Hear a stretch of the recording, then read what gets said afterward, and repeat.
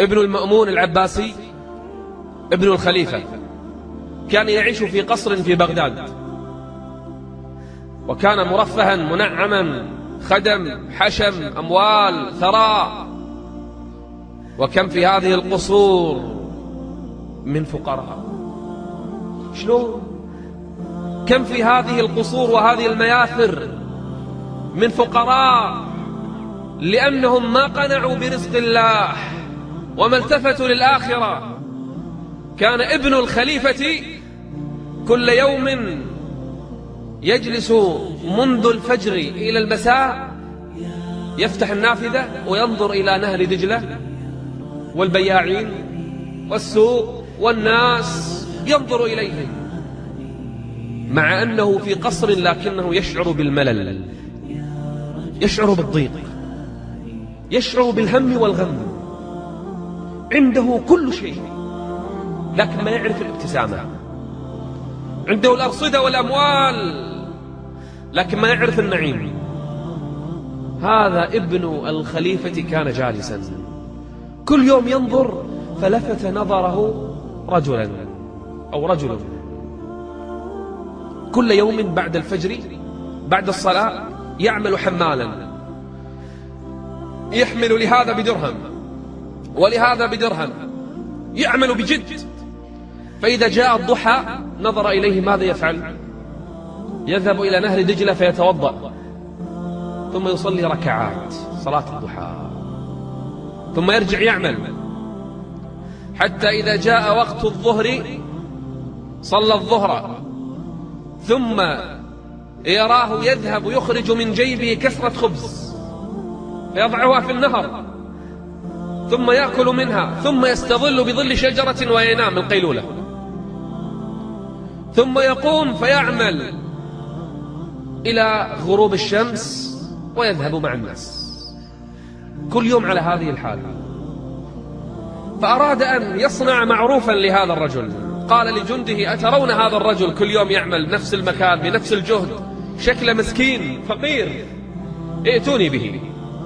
أراد أن يسلي نفسه، هكذا بعض الأغنياء، أراد أن يرفه عن نفسه أحيانا بمساعدة الآخرين من باب التسلية فقط، أو الترفيه عن النفس، أو تغيير الروتين. ليس كلهم يفعلها لأجل شيء كما تفعلها أنت، بعضهم لله وبعضهم من باب فقط من باب السمعة، وبعضهم من باب التغيير، وبعضهم من باب المساعدة. فلما ناداه قال له: يا رجل، أراك تفعل كذا وكذا، ما رأيك؟ أو لما تصنع كل هذا؟ لما كل هذا التعب؟ قال: أنا أعول أما وأختا في البيت، أم عجوز وأخت مريضة، أعولهما وهما يصومان كل يوم، أعمل وأشتغل ليشتري آخر اليوم طعاما أذهب بالطعام إليهما. هذه حياتي، ما عندي شيء أخشه، كل يوم أشتغل علشان بس الطعام أوصل لهم. فقال له: ما رأيك لو جئت بك وبأمك وبأختك تعيشون معي في القصر، ولكم راتب ومعاش وأموال؟ يعني فجأة الدنيا تنفتح لك، كل الدنيا من قاع الفقر إلى قمة الغنى. قال: ولما؟ قال: هكذا أفرج عنك. قال: ومن قال لك إنني في ضيق؟ من قال لك إن أنا مضايق أصلا؟ من قال لك أني في ضيق؟ قال: حالك؟ قال: لا والله، أنا راضي بحالي، وأنا سعيد بما أفعل، وأنا قنوع بهذه الحياة، أنا مقتنع. قال: لا تريد الأموال والذهب والفضة والقصر والخدم والحشم؟ قال: دعها لك يا ابن أمير المؤمنين، اترك الأموال لك، حنا عايشين.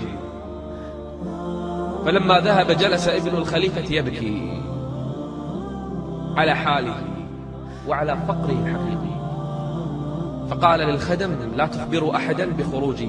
فتقنع وهرب من القصر ولم يرجع منذ ذلك الحين.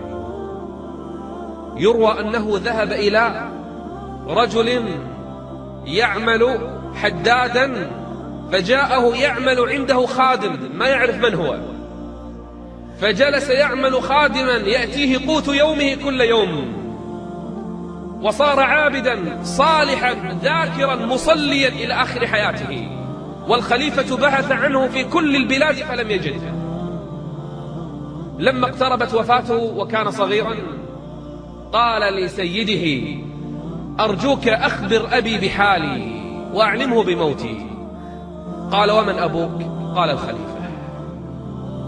وأخبره أني عشت أسعد إنسان على هذه الأرض، وجدت الحياة الطيبة التي كنت أفتقدها. من عمل صالحا من ذكر أو أنثى وهو مؤمن فلنحيينه حياة طيبة